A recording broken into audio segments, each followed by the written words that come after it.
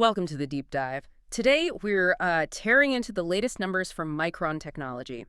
Fiscal Q4, full year 2025. Yeah, big numbers. Huge numbers, but honestly, forget the past for a second.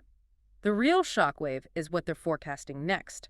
We're talking incredibly aggressive guidance for their first quarter of fiscal 26. It stunned people, and it seems like it's all riding on AI pricing power. You're absolutely right to jump straight to that guidance. I mean, those forward numbers suggest something fundamental might be changing here. Okay, so let's start there then. What are they actually projecting? But before we even get to revenue, look at the profitability. For FQ126, they're guiding for a non-GAAP gross margin of 51.5%, plus or minus 1%. Wait, 51.5? Seriously, in the memory business, that sounds astronomical. It is, and yeah, it's non-GAAP, right? So it smooths out some one-offs, gives you the core operational picture, but still, 51.5%. What does that even signal? It signals intense supply tightness. Micron is clearly in the driver's seat, especially for things like high bandwidth memory, HBM. They can basically name their price. And that margin flows through to the rest. Exactly. That drives their forecast for record non-GAAP revenue, $12.5 billion, give or take $300 billion. $12.5 billion. In one quarter. In one quarter. And the bottom line, a projected EPS of $3.75 per diluted share. Again, plus or minus 15 cents. Just wow. Yeah, I saw one analyst quote calling it blowing expectations out of the water. That guidance is the story. It really is. Especially the profitability part. There were concerns, about pricing holding up. This guidance just crushed those concerns. Okay, so that's the future shock. But we should probably touch on how they just closed the books, right? The records they actually set. We should, yeah. Because context matters. Fiscal Q4 2025 beat even their own raised forecast from August. They pulled in non-GAAP revenue of $11.32 billion. That's up massively from $9.3 billion the quarter before. And earnings per share, $3.03 diluted. And the full year, fiscal 25 overall. Record revenue, $37.38 billion. That's almost a 50% jump year over year. Huge growth. $37 billion. That's like half the GDP of Luxembourg, just to put it in perspective. It's a massive number. And the non-GAAP net income for the year was just under $9.5 billion. Okay, so incredible performance. And you said, everyone's saying that engineer is AI. The CEO quote was, they're uniquely positioned to capitalize on the AI opportunity ahead. What does that look like on the ground in their actual business segments? Well, it looks like the data center. That's the heart of it. That whole segment in fiscal 25 hit a record 56% of their total revenue. Over half the company now. Over half. And crucially, operating at really strong gross margins, 52% for the year in data center. So they're not just selling more, they're selling much richer, higher value stuff. It feels like they're shifting from just, selling commodity chips to being a core provider for AI infrastructure. And the absolute star product driving that value has to be HBM, right? High bandwidth memory. HBM is absolutely central to their pricing power right now. Just in Q4, their HBM revenue climbed to nearly $2 billion. $2 billion in one quarter, just from HBM. Yep, which, if you annualize that, implies a run rate closing in on $8 billion. And that's really being fueled by the ramp-up of their latest HBM3E products. The demand is clearly intense, supply is tight, and Micron's cashing in.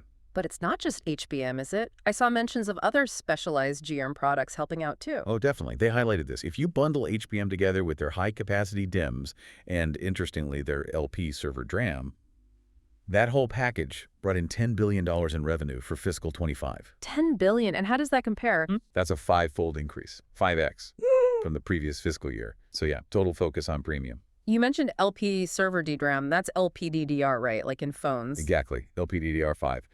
They're kind of pioneers in pushing that low-power mobile memory into server applications, specifically collaborating with NVIDIA on their AI platforms. Why put mobile memory in a server? What's the angle there? Power efficiency and density, especially for AI inference tasks. It gives them potentially a unique selling point, an edge. And then looking ahead, they're also pushing their super-fast GDDR7 memory for the really high-end AI training systems.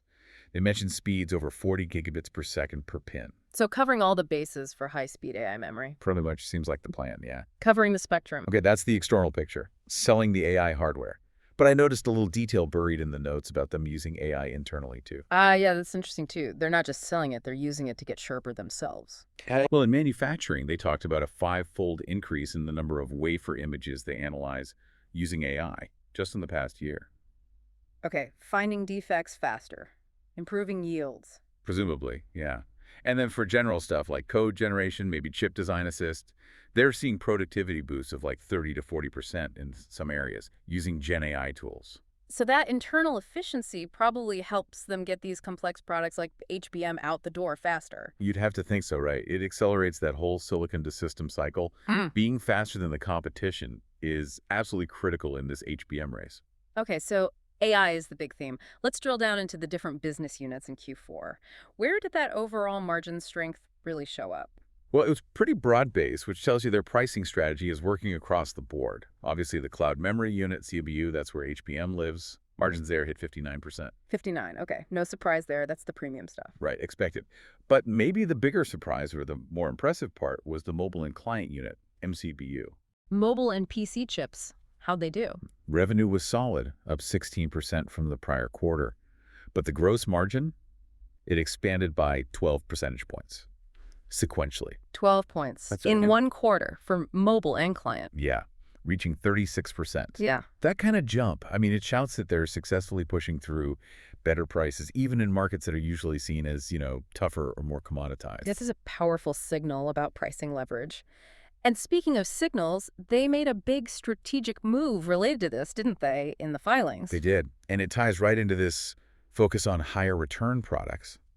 They flat out announced they are stopping development on future mobile managed NAND products. Stopping development, so getting out of that specific mobile storage game. Essentially, yeah. They're saying, look, this isn't where the best returns are. They're taking resources from there and doubling down on areas like data center storage, advanced DRAM.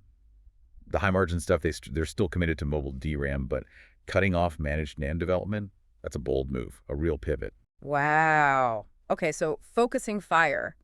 And that focus, that efficiency, it's got to be underpinned by their manufacturing tech, right? Let's talk about 1-gamma DRAM. What's the deal there? Right, 1-gamma. Think of it as their latest, most advanced way of making DRAM chips. They announced they hit mature yields on it incredibly fast, like 50% faster than the previous tech nodes. 50% faster ramp. Yeah, and they're the first one shipping it. So they're rolling this more efficient recipe across their whole DRAM portfolio now. Which means lower costs for them faster than competitors. Exactly. It gives them a cost advantage straight away, helps sustain those high margins we were talking about, while others might still be working out the kinks on their next-gen tech. And what about on the storage side? NAND flash? Progress there, too. They've ramped up their G9 NAND, and maybe more importantly for the AI build-out, they qualify their G9 QLC NAND. That's the high-density stuff for enterprise storage. QLC for enterprise. That used to be controversial. It's becoming more mainstream for certain workloads. And crucially, they mentioned being first to market with PCIe Gen 6 SSDs for data centers using this NAND. PCIe Gen 6, that's double the speed of Gen 5, right? Double the bandwidth, yeah. It's fundamental for feeding those AI processors faster. Faster storage means faster training, faster inference. They need to lead there. Okay, so the tech leadership seems solid. Profits are booming. Guidance is through the roof. Yeah. It all sounds almost perfect, but this is the memory market. Here comes a but. Right. It's famous, infamous maybe, for these wild boom and bust cycles. Is this time really different? That's the core question, isn't it? Look, Yeah. The near-term picture, it looks fantastic for Micron and its peers. Demand is strong industry. DRAM demand growth for calendar 25 is forecast in the high teens. Yeah. Even PC shipments are looking a bit better. Okay, demand good. What about supply? Supply is the real story right now. Yeah. It is just incredibly tight. Supplier inventories are low, and migrating to these advanced nodes like 1-gamma or competitors' equivalents, it's complex, it takes time, it limits how quickly supply can actually grow. So the outlook, even into calendar 2026, is for pretty constrained supply growth. Which means prices stay high. Exactly. For the next, say, 18 to 24 months, the setup looks really, really good for continued strong pricing and high margins. Okay, but hang on. We've heard this time is different before in memory, haven't we? I mean, what evidence suggests this AI wave isn't just another boom, like, say, the dot-com bubble or the crypto surge that eventually led to a bust? Is everyone getting too optimistic here?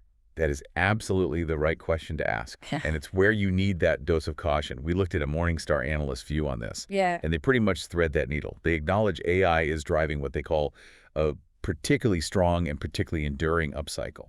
So yes, it's powerful. There's always a but. But they explicitly say AI is not eliminating the long-term cyclicality. Demand might be stronger, maybe less peaky, but if capacity eventually catches up or overshoots, which it always has historically, then you get the downturn. So the next couple of years look great, but the 5 to 10-year risk is still absolutely there. That seems to be the balanced view, yes. The fundamental boom-bust nature probably hasn't vanished, even with AI. It sounds like Micron themselves are betting heavily that AI has changed the game structurally, though. That certainly seems to be the implication of their actions and their guidance, yes. They're betting that this AI demand is a permanent new layer, fundamentally altering the market's dynamics. It's a huge gamble. Okay, so let's recap. Micron closes fiscal 25 with massive record results. They issue guidance for Q1 26 that signals, frankly, incredible margin strength, unprecedented almost. Yep. And it's all being driven by this seemingly insatiable high-margin demand for their AI-focused products, especially HBM and data center components, in a very tight supply environment. That's the story in a nutshell. Massive success now, massive confidence about the near future. Right.